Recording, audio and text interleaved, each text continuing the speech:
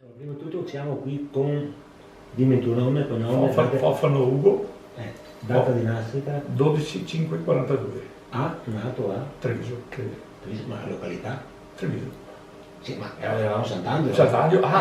Non buttarmi giù Sant'Angelo. Sotto cavalcavia nessuno si soprattutto perché sei un mio dice che ha fatto il compatriota di Sant'Angelo. Ho capito, sì, Che rapporto, volevo domandarti la tua infanzia, così eri un'infanzia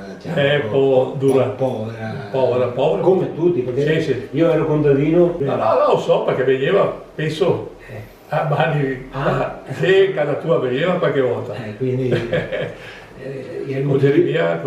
Conosci Geremia? Sì. Eravate a scuola assieme? No, era più vecchio lui.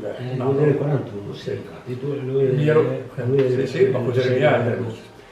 Che rapporti c'erano fra voi, diciamo, del centro di Sant'Angelo? No, buoni. Una famiglia veramente bevuta di Fofano, da parte del mio papà che era, faceva il facchino alla stazione, poi alla fine del lavoro era venuto a casa cantando e tutti i paesani, Artuso, il condotto, io chiamavo che era quella da beva, porca, io ero un po' matto. Il tuo papà si chiamava come? Cencio, la chiamiamo Cencio. Vincenzo? Vincenzo, sì. E tua mamma? Matilde. Matilde di cognome? Cinesi. Cenedesi.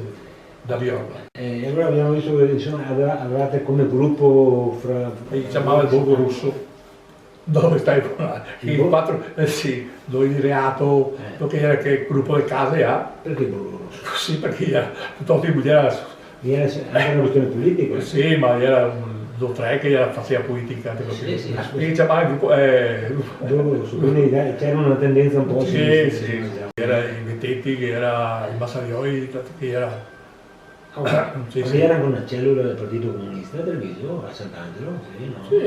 No, Tony Cescato. Tony Cescato. Suo occupato. Sì, era verso comunisti, però no, ormai. Sì, tranquilli.